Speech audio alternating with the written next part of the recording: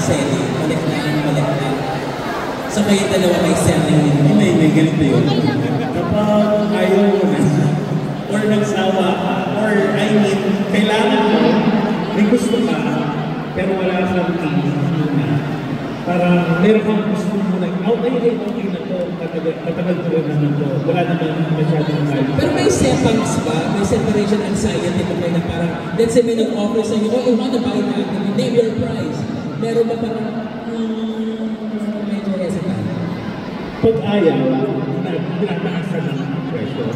Pag ayaw na, parang, sige, Nash, i-out na, gano'n na siguro.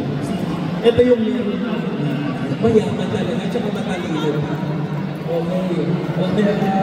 Sa akin kasi, of course, may sentimental value. Pero kasi, minsan, kapag kailangan din talaga ng pera, kailangan mo na rin talaga. Tapos, syempre, parang after ilang months, mamiss mo. So, hanapin ko siya. Bibili mo.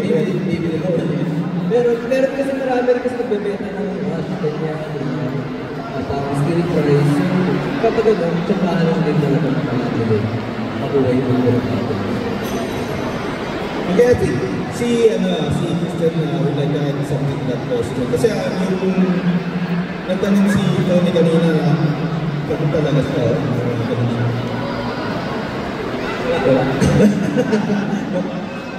yes sir, go. Hindi siya pero actually, there are some toys that I don't not working to some of my collector friends.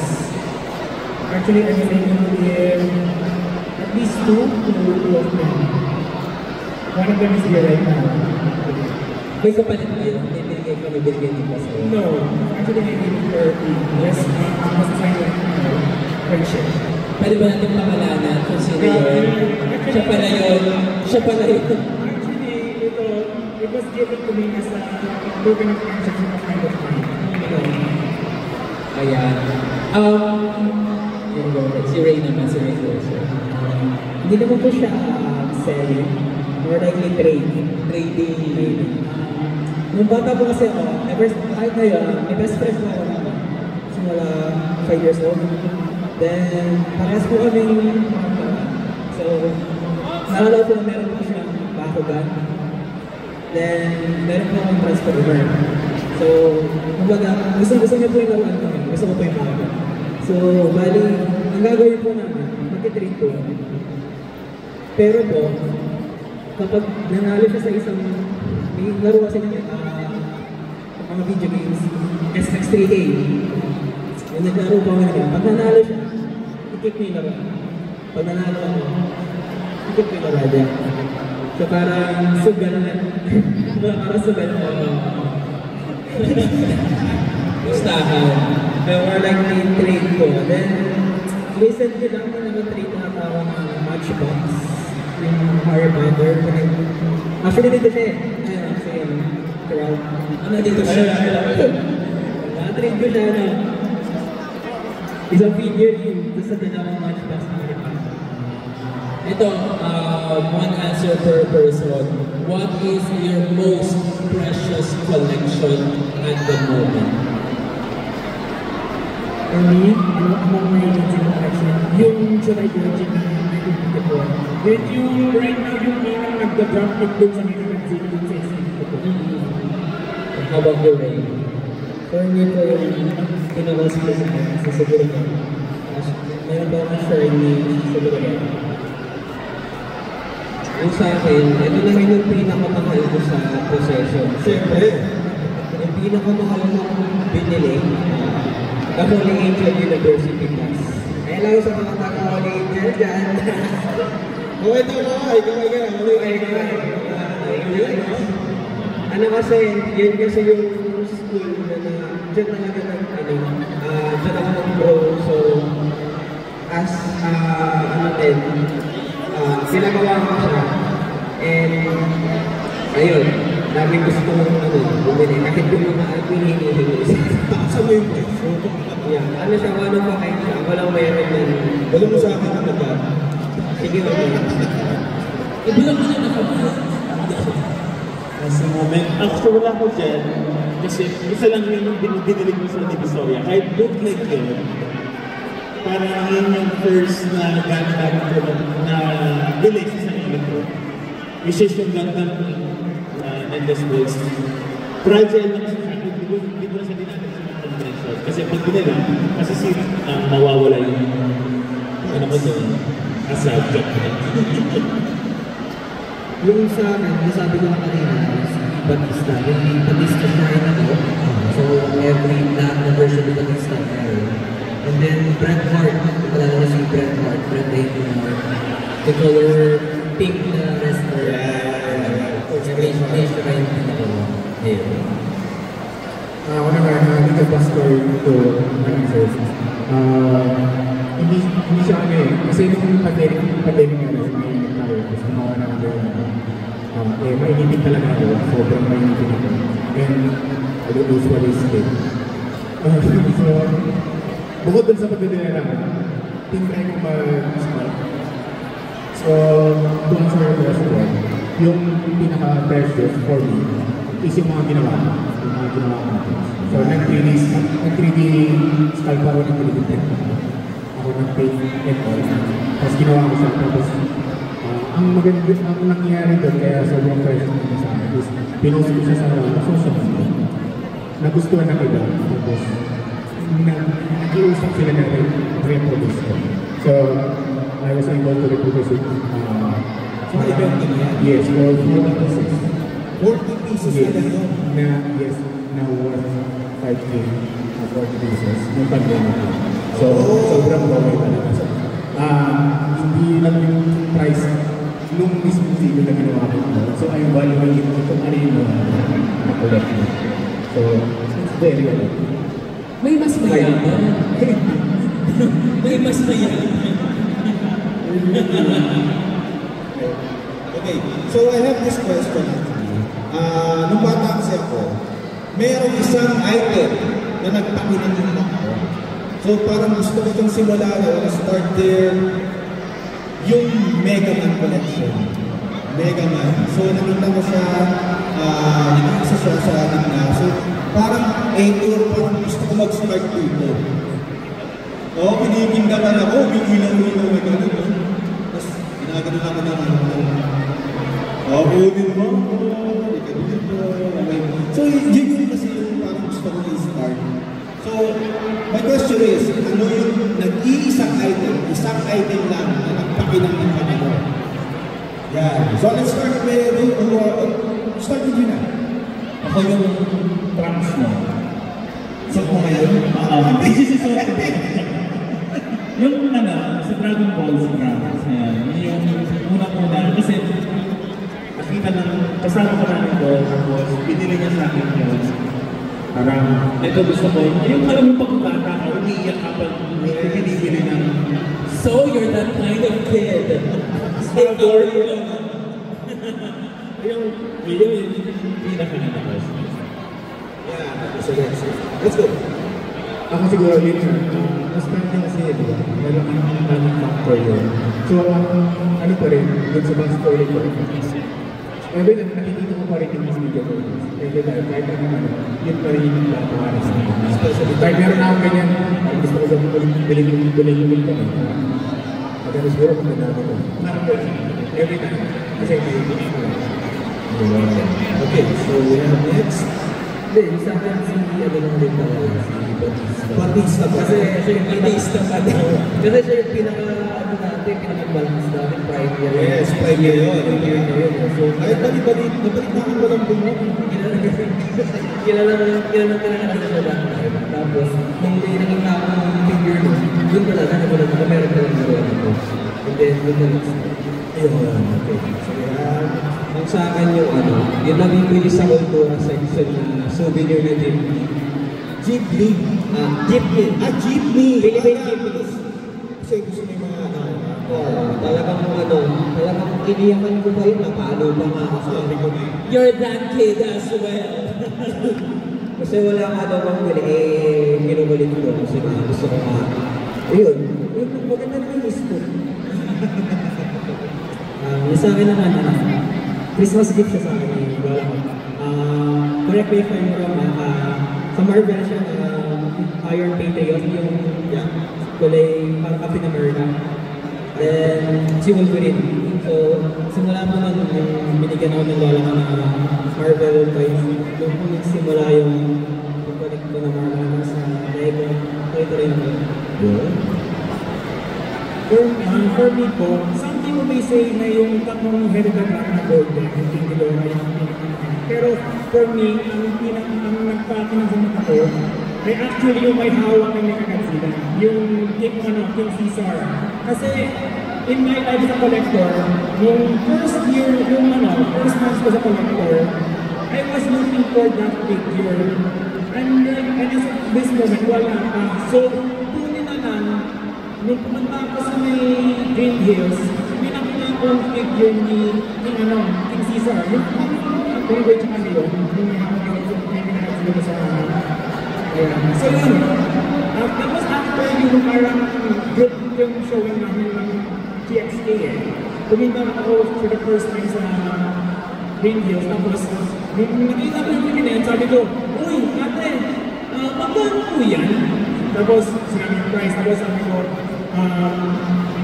pwede mong may bababa ng konti. So yun, kung yung, pero yun, binigay ko yung parang kanya. So, yun, binigay ko na dahil sa ngayon, wala pa akong ganun. So, for me, yung pagkuha ko ng mystery figure, after that, yung with our group, sa, well, yung sumuli sa may Caribbean, tapos nakakita akong, Green Hills. So yun, for me, it was my greatest moment. It is my shining moment na sa wakas, matatapos ko na yung parang show ang Godzilla Mighty Collection ko. Actually, right now, I still have a few more, pero God knows kung kailan yung susunod. Okay. Ito, para sa lahat din, whoever would like to answer the question, what is the most challenging part of being a collector? Pera daw. Sabay, tama ba? Do I agree? Yeah, I agree it's more on the money, especially you have to also balance your spendings with your needs. Yes. Even to the point that my own parents, my own guardian would tell me or would lecture me about my spendings, especially the number of figures I've bought in a month. I think ang pinakamarami na bilhin niya is around 4 or 5. And sabi naman ng guardian ko, kasi yung nanay ko, ang dami naman ng mga unggoy, mga puti-puti dyan. Paano yung pagkain mo? Paano yung para sa kinabukasan mo? Sabi ko, as long as it's going to be my responsibility, I will deal with those. Basta, responsibility ko yung mga gasto na yun. Responsibility ko rin yung kung paano ko nilalaan yung budget ko sa ibang mga bagay, lalo na sa mga napakahalaga sa buhay like yung pagkain, at saka yung mga gamit sa school. And with that said, si Christian naman, ano mapapayo mo sa mga nagsisimula ng collection nila ngayon? Based on experience and based on the life lessons that you have learned along the way. Huwag mong subukan. Masisira ang buhay. Hindi, kung mag-start ka, siguro pick one muna as a start. Kasi once nag-start kang mag-collect, tapos hindi mo alam yung dapat mong i-collect, mawawala ka sa sa direction lang kasi. Meron kasi, di ba, kapag yung iba currently, yung iba sumasakay, tapos hindi nila alam na naka-overgastos sila, tapos hindi nila alam ano yung binili nila. So, parang nawawala yung sense of collecting as of the moment, na based on my observation sa mga current collectors na yun. Kasi, kung hindi mo alam yung i-collect mo, nagsasayang ka naman din ng pera. Hindi naman kita minumutaw ko. Pero parang gamit na. Mas maganda talaga tanongin mo yung puso ano dapat yung i-collect mo. Kasi once nakuha mo na yung dapat mo i-collect, mas ma-enjoy mo yung pag-collect. Saka yung paglalaro ng mga binibili mo. Ayun. Huwag mong bibigay sa kanya pag pauwi ka naman. Okay, let's go. Okay. Yeah, go. Sa question ko. Ano ba yung Question is, what's the papapayo mo sa mga gusto mong collection based on what you have learned along the way? Don't let anyone stop you. And of course, know your limit. And to the point na, huwag kang bibili ng isang karakan na alam mo kinabukasan wala ka na kakain. You know your limit. Tsaka papayo ko sa mga papasok sa toy collecting. Kilalanin mo na yung mga sardinas. Kilalanin na yung mga sardinas. Okay, to add to that, just to make it simple, freedom has responsibility. With great power or with great freedom comes responsibility. So once you start collecting, freedom follows. So once you, let's say, start collecting at least 5, 10, 15, 20, until 100, it is now your responsibility to take care of them, even to the point of having to clean your shelf, even as large as, let's say, your room. Alright? I mean, that is the one thing I had to deal when I already had my collection up to somehow the max. So there will be some weekends or there will be some weeks where I had to clean the entire shelf. But, you know, it's part of the freedom I've chosen. I have to be responsible for it. Even to the cleaning of these particular softies or soft vinyl figures, there is a responsibility that is placed with everything that I pick. So feel free to pick or feel free to choose what kind of toy or toy line you want to collect. But be ready for the responsibilities that follow after. In short, dapat holiness mo. Di ba? Kasi marami it collects nag-collect things. It collects, you know, space. It occupies space, di ba? So, dali lang isang malaking responsibility, especially if you're with someone sa bahay, hindi na naman ikaw mag-isa, then you have to, I guess, compromise. At some point, I think siguro nasita na kayo ng mga kasama ninyo sa bahay, but you are still here, which makes it something, it's there's something about you that this is really your passion and you love what you do, and that's what is really important, loving what you do. Pinaganda ko na ha. Walang makakapigil. Walang makakapigil. So, ayun nga. So, ano yung mapapayo nyo sa mga nag-i-start? Anong kailangan nilang isipin? Ito yung dalawang mayaman sa dulo, please.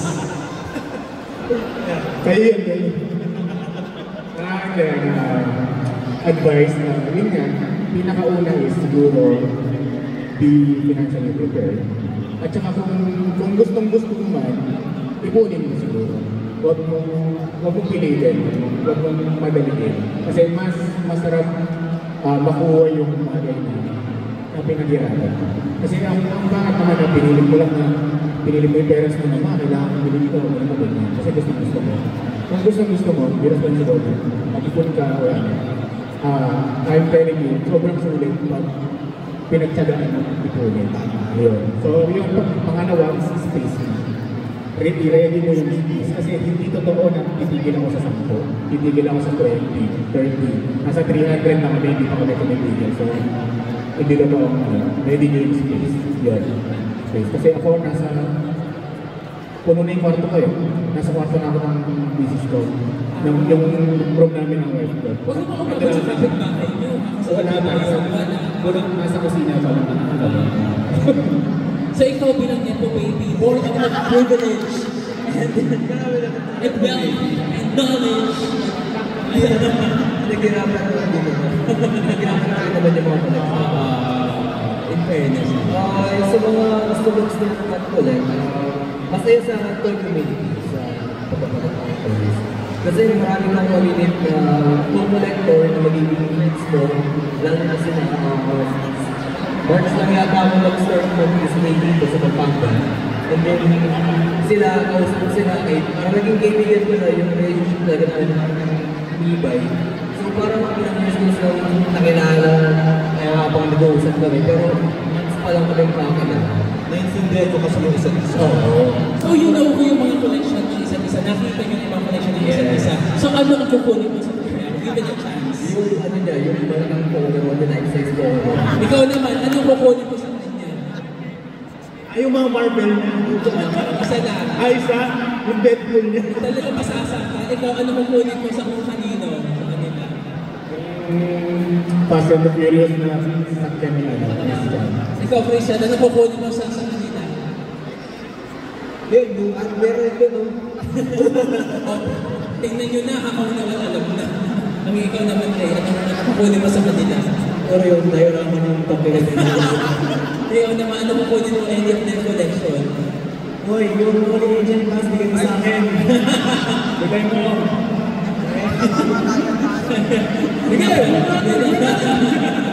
Ayan, so with that said, ladies and gentlemen, palakpakan naman natin ang ating mga toy collectors, and as we have heard and seen them here, it's not an easy thing to do. It takes a lot of passion, dedication, finances, resources, space.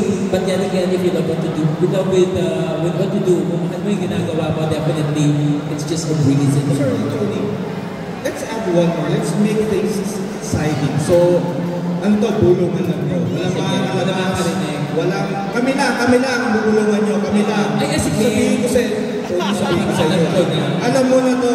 Ibubulong lang nila sa akin. Yes, go ahead. Kung magkano nga ang total so far na nagastos nila, ibubulong nyo lang sa akin. Bulong lang to. Ako lang kami lang ito ni makakaalam. Walang makakalabas. Dito ka pa, baka kasi marinig nila. Confidential dito. Ibubulong nila sa amin kung magkano na, sir, magkano na ang nagastos mo.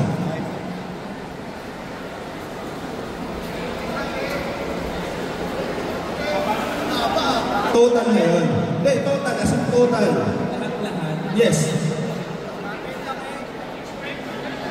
Confidential ang mga funds. Bawal ang Okay. So, okay, total. total na. From the start. Ballpark figure total.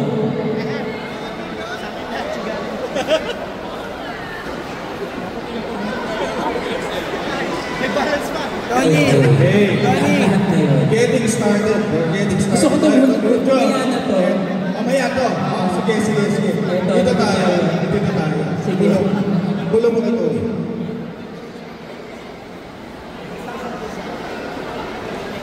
Thousand. Talaga ba? Tungkang Oo. Ikaw sir.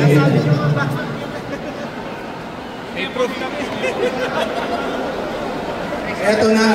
Sinepo Wait mo. lang, ito muna. Eto pala mo. Galing sa beach. Sinepo baby na mutamino pa. So, yung nagulo mo kay Kito din.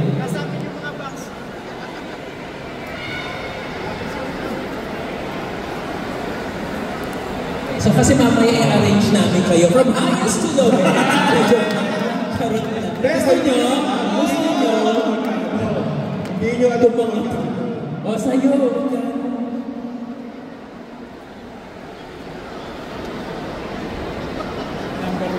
Sabi ko na, ito talaga.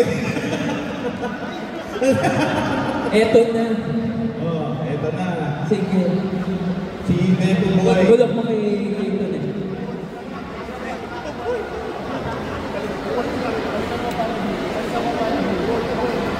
Merong it's Two words lang.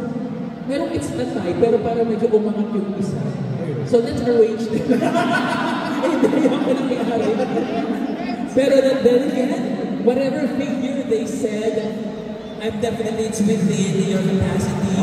If there were any bumps in the road or meron kayong natutunan along the way, at meron na medyo may furot ng konti, deserve nyo yan. At lagi natin sabihin na deserve ko to, sabay-sabay. 1, 2, 3. At deserve natin silang palakpakan, ladies and gentlemen, once again, our toy collectors. Arrange talaga. Ay, naku. Iniwas ko naman. A-arrange ko. Sige, i-arrange po natin Okay, sila. photo mo sa atin. Let's take a photo for your friends. Na yung naka-arrange. Okay. Okay, here's a photo, guys.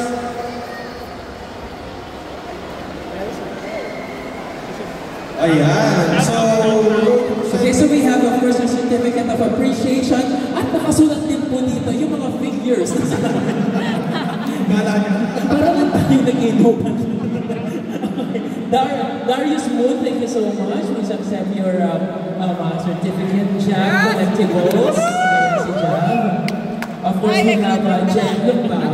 Thank you so much. Sermon. Sa sermonan niya talaga kayo kapag Koro Sensei. And of course, Ray Poser. Thank you so much.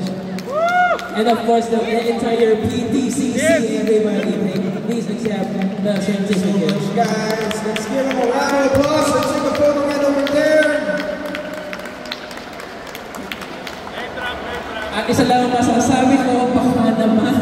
So, baka naman, lalo na itong nasa dulo dyan.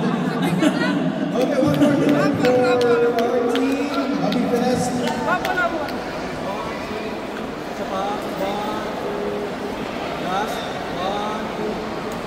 Gusto niyo bang malaman? Yes. One more here. Thank you. Thank you so much. Malapakan naman natin our toy collectors here at Hobby Fest Philippines, Poppers, Pampanga. Maraming salamat po sa inyo. Awan, isa ba ng picture?